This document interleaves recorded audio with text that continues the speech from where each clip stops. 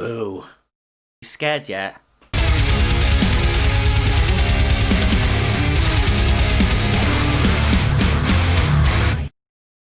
So hello everyone, KB here, and today is a very special day because it is the day that I act slightly weirder than before practically. Now I think Jedis are pretty scary when you get on their bad side. Nerd! Yes.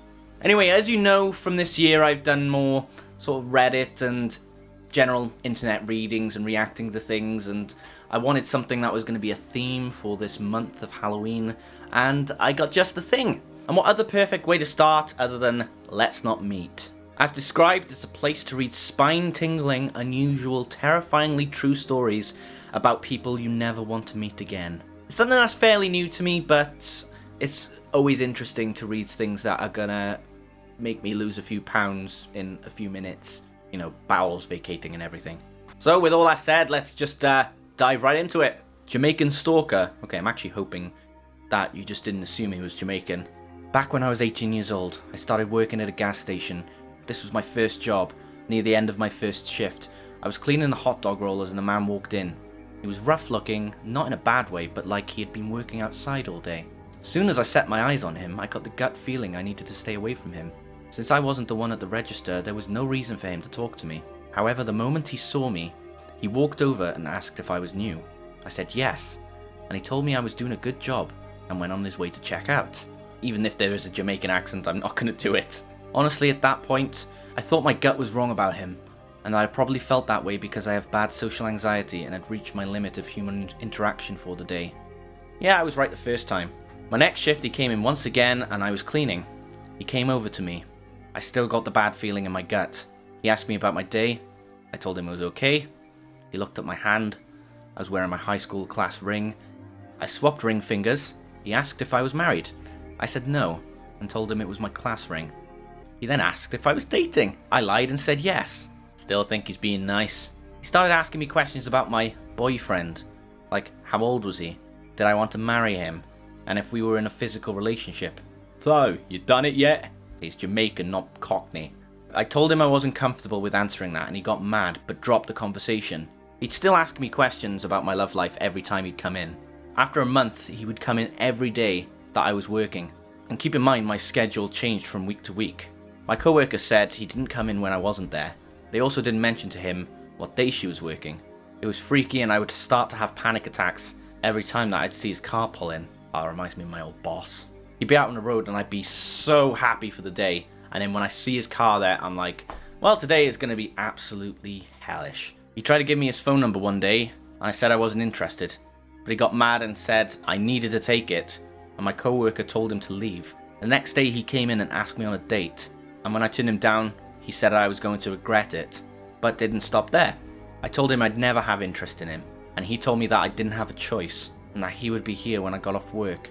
And I was going to go with him. Then I told my father what happened and asked if Mum could pick me up at the end of my shift. So until midnight and before 10 minutes of finishing, my dad walked in and told me to act like I was going to my car as normal, but he was going to be in there. A few minutes after, the guy pulled in and got out of his car and was just standing there. Then I hurriedly walked to my car. He started approaching me and I got in as quick as possible and slammed the door. Then my dad rolled down the window and pointed his gun at him. Badass dad! Sadly, that wasn't the end of it. A week later, I was at the store with my mum and had a feeling that someone was following me. We got out of there as fast as we could. And from then on out, my mum and I were not allowed to leave without my dad. Everywhere I go, he'd show up. Even when I went to my friend's house who lived about a half hour from me. We caught him, driving by the house several times. And then he started following my mother. We told the police about what was going on, but they said there wasn't enough evidence and that there was nothing that they were able to do. That's a similar situation to what Sweet Anita's getting at the moment, so follow the link in the description if you don't know about that, because police really need to act on that. He came back into the workplace and asked my boss to ban him from the store, but she said no. What is he, like a valuable customer? He orders like 100 coffees in a day? So they were friends, and that is how he always knew when I was working. I also believe that she was the one who gave him my phone number, because it was around this time that I started receiving strange messages about how I looked, about my parents and other creepy things. I got to the point where I was so paranoid that I wouldn't leave the house without my father, and when he was at work I would carry a gun around with me. He'd drop me off and pick me up from work, and and when I was at work at any time I'd seen a car that even somewhat looked like his, I would run and hide in the back room. Even my mother was paranoid and wouldn't go outside without someone with her. Finally my father had enough and told me to quit my job, that he would help me pay the few bills that I had. Even after quitting my job, I was freaked out and decided to go stay with my aunt and uncle, who live about 6 hours away from me. When I got there, it was the first time in nearly 6 months that I was able to relax. It didn't last for long. One night my uncle and I went to pick up pizza. Less than a minute after he walked in, the glass on my door was broken and hands were grabbing me. It was the Jamaican man and another guy. Whoa! Bloody hell! They got the door open and were pulling me out. They just came straight from hell. I fought them as hard as I could, got a few good hits on them, but it didn't do much good. Thankfully, my uncle came out. Both of them ran after my uncle, announced who he was, but my uncle chased down the Jamaican man after I shouted which man he was. That day, he was arrested. I cried for hours straight from relief, anger, and stress. Later on, I found out he was here illegally and was deported. Ooh! It took me about 2 years before I could go anywhere by myself. Honestly, it wasn't until I got my CPL that I was comfortable going places without someone with me. I still get panic attacks from time to time because of seeing a car like his, or if I feel like someone is watching me. Bloody hell. Okay, let's take this off now, because it's, yeah. Man, it just goes to show, doesn't it, that there are so many sick individuals out there that just, there is a screw loose, or just not even that, gears not spinning the right ways. I don't know how much more you can describe it, really. It is shocking stuff. So I was carjacked in broad daylight yesterday. I ran a bunch of errands yesterday. The final one entailed going to a specific company's office. But there are 2 in my area and I couldn't have made it to the office across town that I prefer before they closed, which left the one in the ghetto. Fun times. It was still broad daylight and I parked right up against a busy major road in the otherwise empty parking lot. So I assumed nobody would try anything. Ha! Wrong! Shut up! Roll my window down, and as I'm texting my boyfriend to confirm I ran the errand, a woman appears at my window. She was very obviously on drugs, and at first she was giving me the typical beggar spiel. I'm homeless, I need money, etc. All I had on me was a card, but I had half a salad left from lunch and offered it to her. She seemed content but continued to ramble on about how she was in labour. I got 99 problems and the salad ain't one. Her husband can't come to the hospital because it's against his religion. Supportive. She needs a C-section, etc. Then she suddenly leans in my window so that her face is right in mine and goes, I'm having this baby right now, and if you don't help me, I'm going to kill you right here. While shaking a hand inside her hoodie pouch, insinuating to me that she had a weapon inside, which was probably just a water pistol, but I don't know. Can't take your chances. At this point, I'm fairly certain if I was to grab my car keys and start trying to drive off without her, she was going to stab me or do something like jump onto my car and get seriously injured falling off when I got on the highway. So I played along. I promised her I'd take her to the hospital and waited until she got in to start the car. I headed towards the hospital, intentionally squealing tyres away from green lights, going 15 over the limit and driving as shittily but safely as possible in hopes of a cop pulling me over to save me from this hell. She remained perfectly still with her hand in her hoodie pouch, rambling on about things like she's been pregnant since 2017. Bloody hell, is she Bonnie or something? Her husband will murder her for having this baby.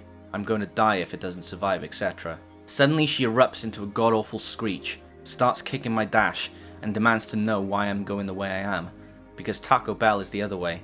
I'm like, I thought you were wanting to go to the hospital to have the baby. And she tells me no, the baby needs food, and reminds me that if it starves, she's going to watch me bleed out. At this point, I'm not sure if she's bluffing, or if she was actually serious about the death threats, since I couldn't physically see her weapon.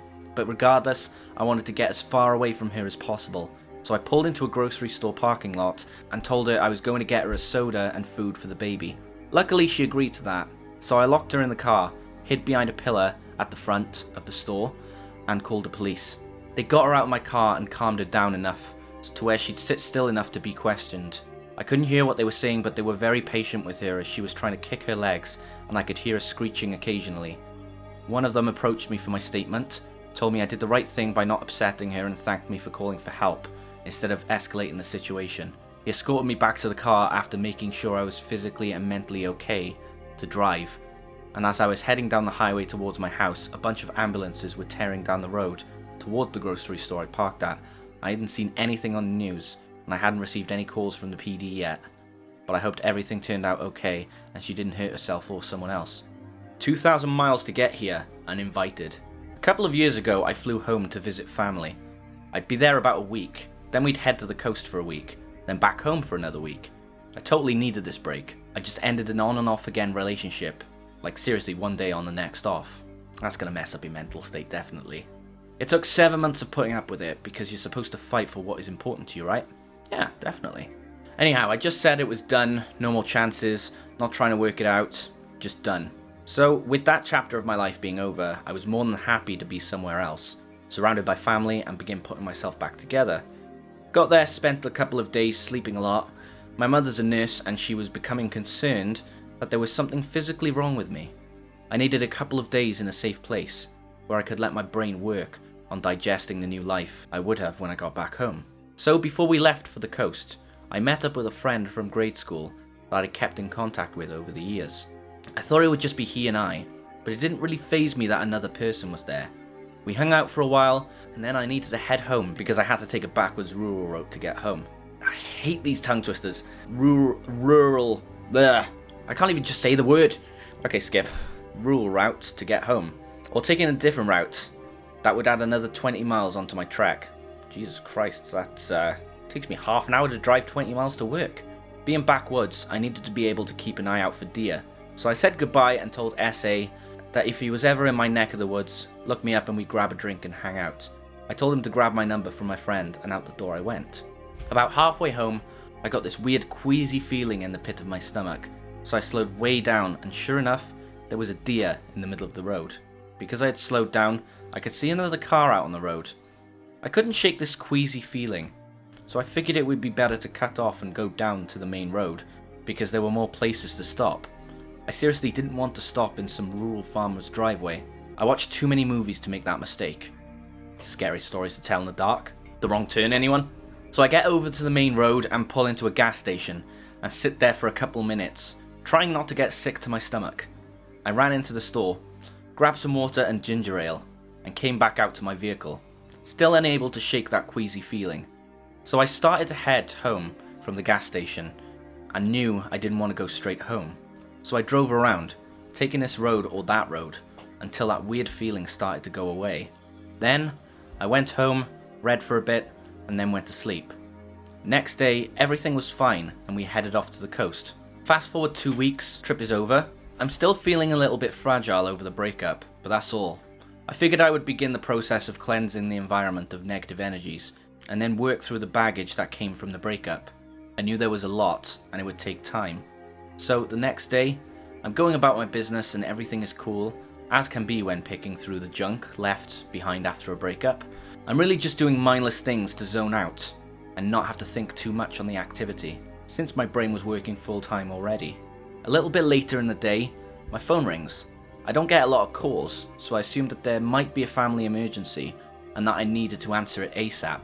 The area code of the caller, who is not in my contacts, is the same as my cousin, so I answered without a second thought. On the other end was S.A., the acquaintance I met at my friend's house. It's a little weird to have him be calling me, but I'm not thinking that anything is terribly out of the ordinary. I asked him what was up and he said he was at the airport. I still find it a little odd, but I said, "Oh, that's cool. Where are you going?" He said that he'd already landed. Again, I'm distracted and really just want him to get off the phone so I could go back to my mental sidestep and zone out while my brain chugged away. So I said that I hoped he had a good time wherever he was. He said that he needed me to pick him up. Screech? What? Did you just say you needed me to pick you up? Yeah, he replied. I came to visit you. Paused there for a second. I know for a fact that I didn't show any more interest in him than general courtesy. Even the tossed over the shoulder, look me up comment was one of those polite things to say because you never actually plan on seeing them again. Unpause. Why did you come to visit me? I asked. He said he felt a deep connection and wanted to be with me. I'm starting to get angry as well as freaked out at this stage. I told him I didn't feel a connection at all and couldn't believe he would fly across country to see someone that he'd spent maybe 2 hours with.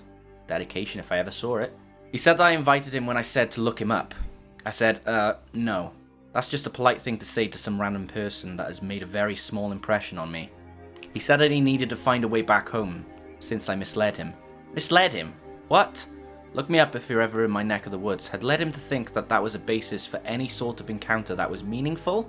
He said that he needed a place to stay until he could get the money for a plane ticket back.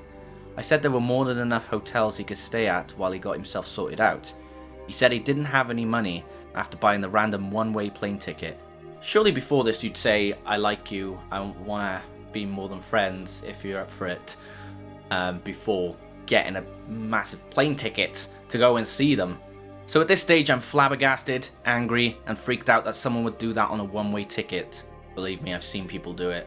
I finally caved and said he could stay the night while he sorted stuff out, but I expected him to be gone no later than the morning of the day after tomorrow. So I bring him back to my place, throw pillows and a blanket on the couch, and turn to head to my bedroom, and he asks if he can sleep with me. I'm like, no. Actually, no effing way is that going to happen. So I point out that I have firearms and do not attempt to come in. If you're ever in my neck of the woods, come see me. By the way, I have a shotgun. Next day I have to work, so I woke him up and told him to get up and find a way home immediately. I also told him that I had to work, but would check in on his progress because the next morning I was dropping him off at departures, regardless of whether he had a way back or not. I went to work, he blew up my phone all day, wanted me to come back to my place for lunch. Told him no, I'm way too busy. Stop trying to win people over if they say no the first time, that's it. Done. You know, you can't win them back, this isn't fairy tale. I finally get home from work and I'm chuckling at a text that I got about my dog. And that's when I noticed he'd rearranged everything, and by everything I mean every room of the house has been rearranged. Is there like a little heart-shaped collage in the corner of the room or something? I flipped my lid. I asked him why he thought it was normal to do anything that he did. Instead of answering, he asked me who I'd been talking to. I said that it really wasn't any of his business, but I had received a text from the guy watching my dog while I was on vacation. Colour me shocked when he says that he doesn't want me to talk to that guy. I bet he's already changed his relationship status on Facebook. It's definitely not complicated. No longer freaked. Full force apocalyptic disaster is about to be unleashed and leave nothing but a smoking crater. The temperature drops about 10 degrees, and I very calmly said to get his stuff, and I was calling him a cab to take him to the airport because he's an effing psycho. Side note, full rage has been achieved when it feels like the temperature drops, and I speak very calmly. If I'm complaining about something, it's a quick burn. If I go monotone calm and tilt my head to one side slightly, that's where I hit Arctic level anger. So he, unaware of the environmental change that has occurred and that the chances of survival are dropping by the second, decides to tell me that he used my computer and got my ex's phone number, and they both agree that I was just heartless. Just don't get exes involved, ever. What's wrong with you? We're fast approaching the epic scale disaster, and he finally seems to notice how deep into rage I had sunk. I'm just picturing that Ed, Edd n Eddy gif where he's just going red. I told him it was unlikely that he'd gotten into my computer because it's a full quote of a part of The Art of War by Sun Tzu, and that he would have to have been the processing power of the Hadron Collider computers, and it was obvious that that was not the case. I told him that he had 3 minutes to get his stuff and get out, or I wouldn't be responsible for what would occur. So, still yelling insults at me, he gathers his stuff and leaves. I used to get calls and texts from him. I'd block one and 6 more would pop up, but it eventually stopped. To this day, I have no idea, nor interest in knowing where he's at, or if he made it back.